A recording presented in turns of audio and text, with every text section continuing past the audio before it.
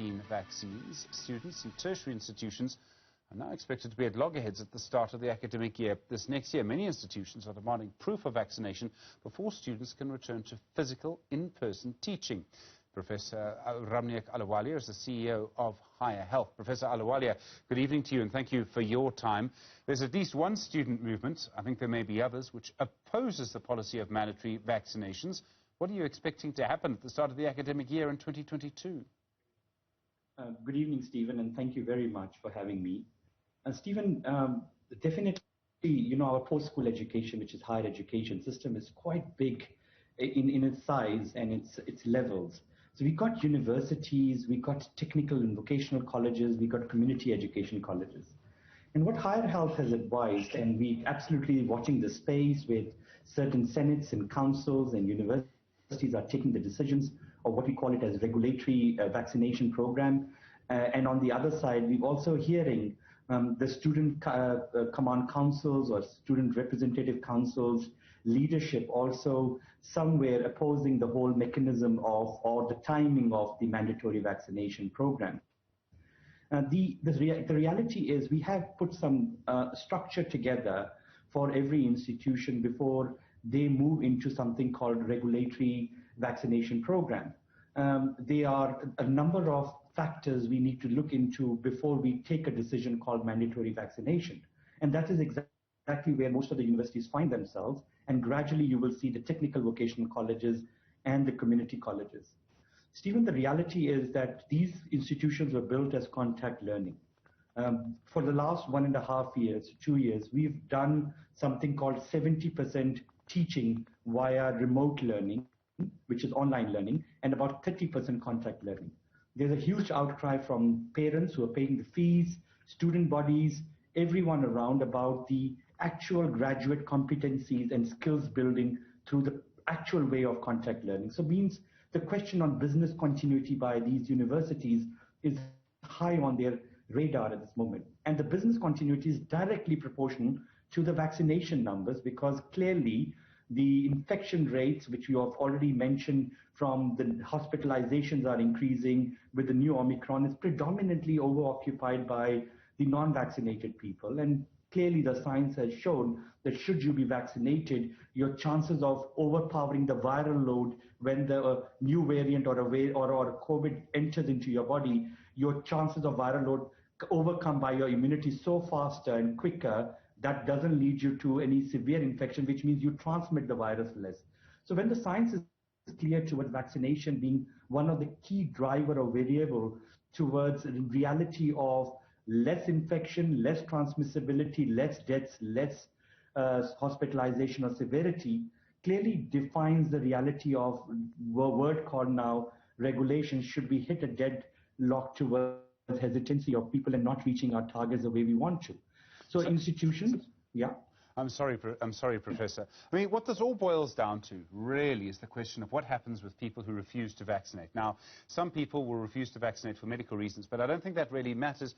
It'll be a small number of people. That doesn't mean they're not important, but it also means that they will probably get an exception. There'll be a way to deal with that. What it boils down to is a student who just simply and utterly, flatly, finally refuses to come and get a vaccine. So what happens to them? Will they be denied entry to the premises? Will they be told to do it online, as I imagine they've been doing for much of this year and last year? So there's something called phased approach of vaccination. That's most of the universities are going to be looking into. And that's what the consultations are coming up. And we're doing in ginormous amounts of consultations at this moment at every level, right from parent governing bodies to student bodies to teacher unions, academic unions and management.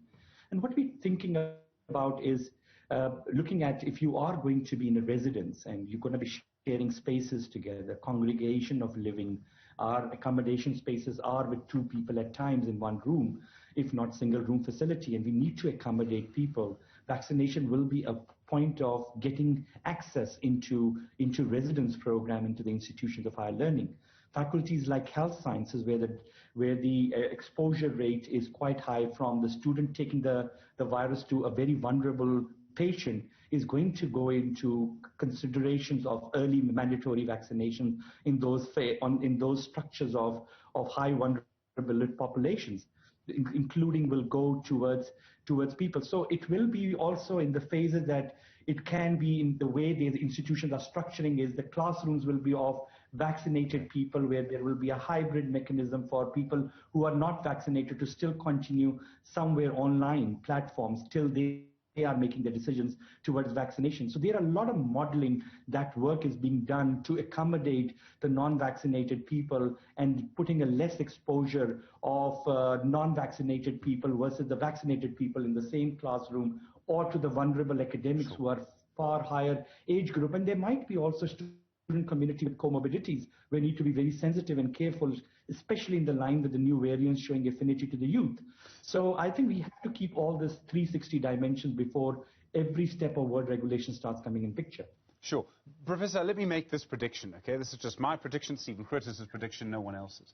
But at the beginning of every year, academic year for the last, well, for a very long time, we've had a form of student protest. Some of them has been as big as what we saw in 2016. Most of them have been smaller than that. In the end, they usually come down to the question of financial exclusion. They come down to fees. Now, those protests happen on campuses and at the entrance to campuses. And I would make this prediction. If I were a student organization opposed to mandatory vaccination, I would join those protests when they start next year. And you could end up having not anti-vaccination protests, those are something else. You could have anti-mandatory vaccination protests on your campus. And people saying, I've paid, I've passed, I have a right to be in class even though I'm not vaccinated. Are your campuses ready for that? It's going to be a very difficult situation to manage. Stephen, one thing is for sure, from Higher Health, from our side, we've been having a continuous dialogue with the student representative councils on routine basis. And one thing is for sure, every SRC president I have met actually respects vaccination and is pushing the angle of vaccine promotion at this stage. And they are agreeing with us to say at what stages of our vaccination promotion and education if we do not meet our targets, is the question on the word regulations we talked about. So there is something that the sensitization part with the leadership and the awareness of the need of vaccination is a consensus that still exists.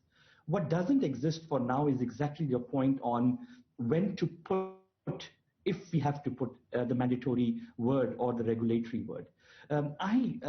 Maybe, Stephen, you're absolutely right, and you're right. This happens every year on financial exclusions, as well as fees must fall, and there are many more examples of student protests that do hamper our academic year. And this is a possibility, and I would not deny, but for now, there is a consensus on the importance of vaccination. And once you have a consensus among the majority of the population together, including the leadership, then there is a question on how do we proceed with them. So we are walking with them toward the vaccine promotion project. And there will be with them a time where we will hit a deadlock to say, what do we do at that moment? And that is the time when we'll collectively make the decision as a sector on mandatory. Currently, the sector has not made a decision on anything called mandatory vaccination.